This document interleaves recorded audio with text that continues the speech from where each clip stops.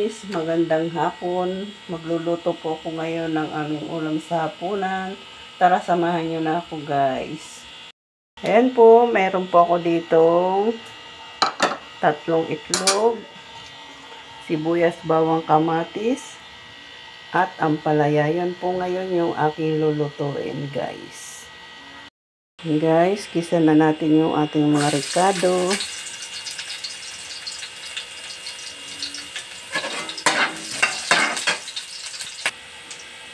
Kaya na natin yung sibuyas.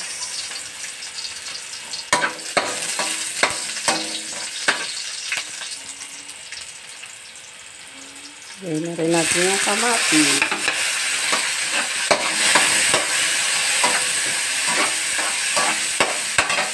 Guys, luto na yung kamatis. Lagay ko na yung ginayat kong ampalaya.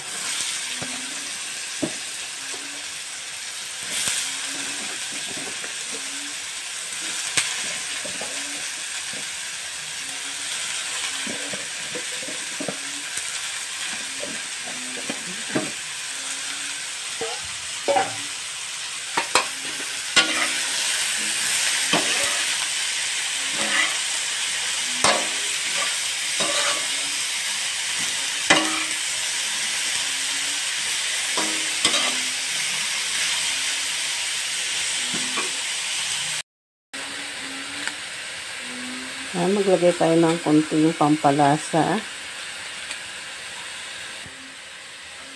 Asin.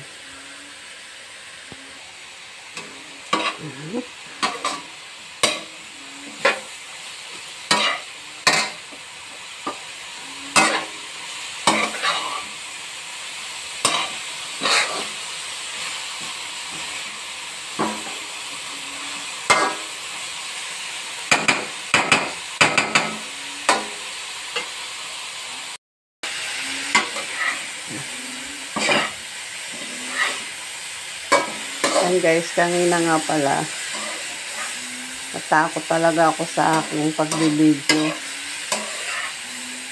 Hindi pa naman siya kumukulog at kumikidlat nung nagvideo ako, pero nung habang nakabideo na ako, ang lakas ng kulog at kidlat, napatakbo talaga ako sa loob.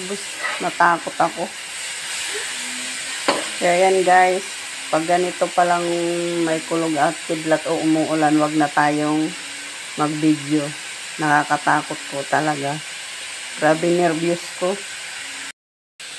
Yan guys, lagay na natin yung itlog.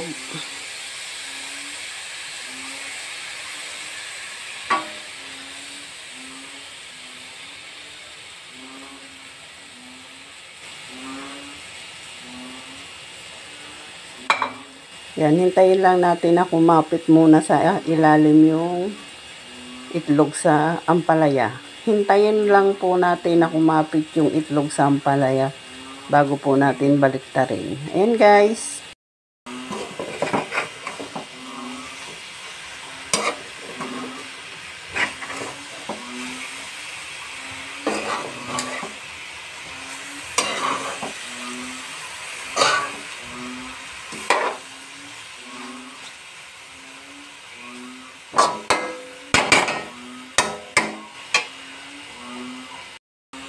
Ayan guys, luto na po yung ating gulay na ampalaya with egg. Ayan. Magpiprito naman ako ngayon ng isda. Ayan guys, samahan nyo na ako magprito. Samahan nyo na uli ako magprito guys. Ayan guys po yung aking ipipritong isda. Kaya syempre po, pagluto ko din po ng isang sayote yung aking apo para maisabaw siya. Yan guys. Yan guys yung sa aking apo. Ilalaga ko lang yan sa bawang at tubig. Gustong gusto niya yan. At ito naman po yung ating pinirito. Ayan guys. Maraming salamat.